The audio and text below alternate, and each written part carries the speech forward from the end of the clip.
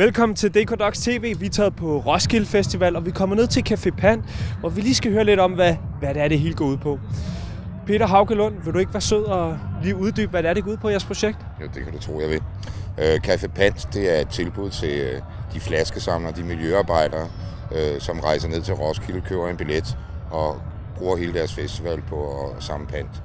Mange af dem har nogle udfordringer, det kan være af social art eller af fysisk art, og dem prøver vi at hjælpe og støtte så meget som muligt. Så det er en socialfagligt tilbud, hvor de kan få lidt at spise, noget kaffe, vand, det er meget, meget varmt i øjeblikket.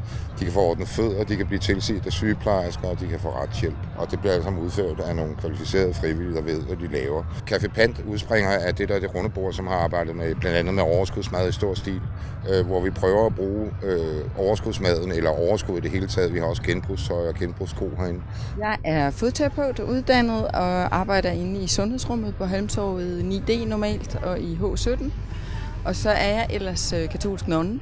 Hvad får gæsterne ud af at komme ind hos dig? Altså, de får først og fremmest, at det er dejligt for dem. Så får de noget smertelindring, fordi det gør ondt at gå på vabler. Og det går ondt at gå med fødder, der er fulde af svamp i nogle varme sko, fordi man får revner under fødderne. Nu er jeg jo kun et lille bitte tilbud i det store tilbud, som jo også er mad og sygeplejersker og juridisk hjælp, hvis man ønsker det. Jeg kommer fra Retshjælp Rusk, og vi er blevet indkaldt til at lave noget frivillig retshjælp hernede for Café Pant og for de pantsamlere, der er her.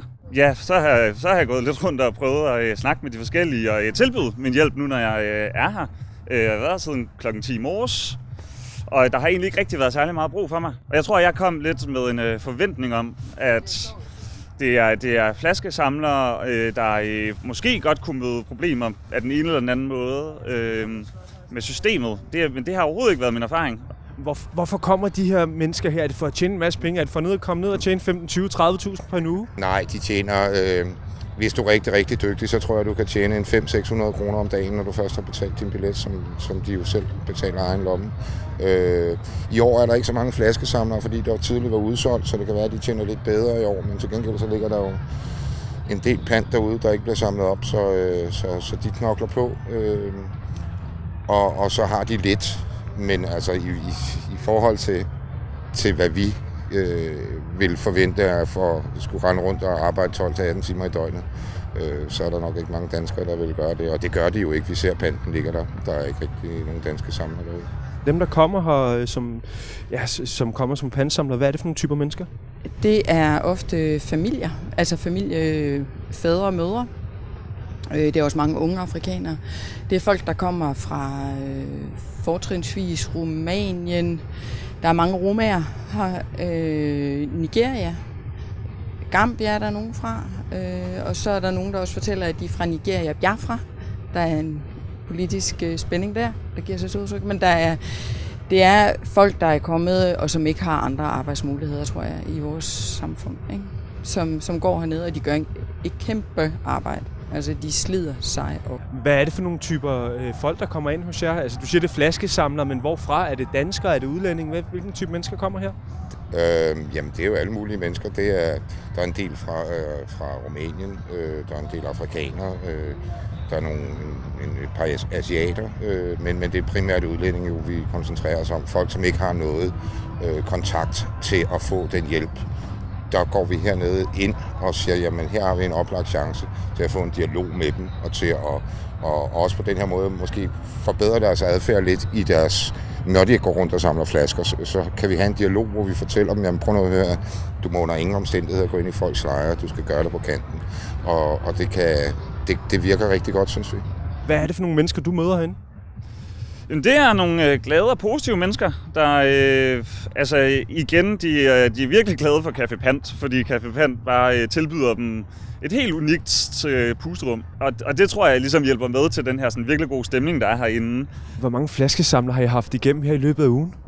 Jamen, vi registrerer jo ikke nogen, så vi kan ikke sige noget præcist tal. Men hver morgen har der været omkring mellem 80 og 100 mennesker, og så er der kommet sådan cirka lige så mange igennem i løbet af dagen. det er svært at sætte præcis tal på. Det eneste, vi har tal på, det er, at vores fodplejedame har indtil nu ordnet langt over 100 fødder, og det er meget, så vi skal nok have en fodplejedame med til ekstra til næste år.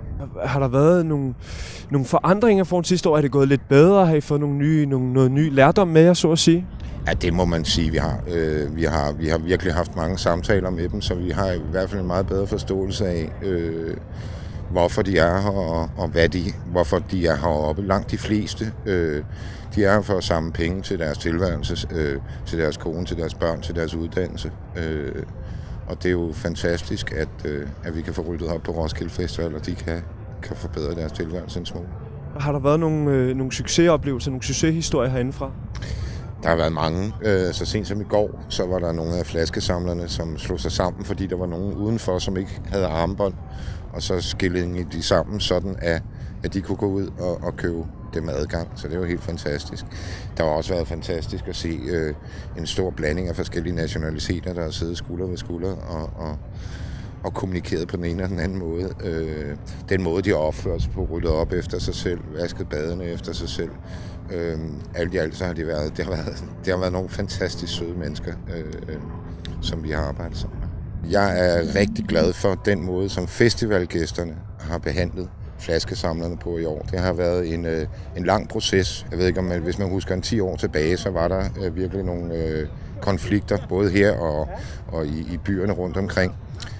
Det virker som om, at festivalgæsterne her har taget rigtig godt imod flaskesamlerne. Selvfølgelig har der været nogle, der ikke har gjort det, men langt de fleste har været enormt søde.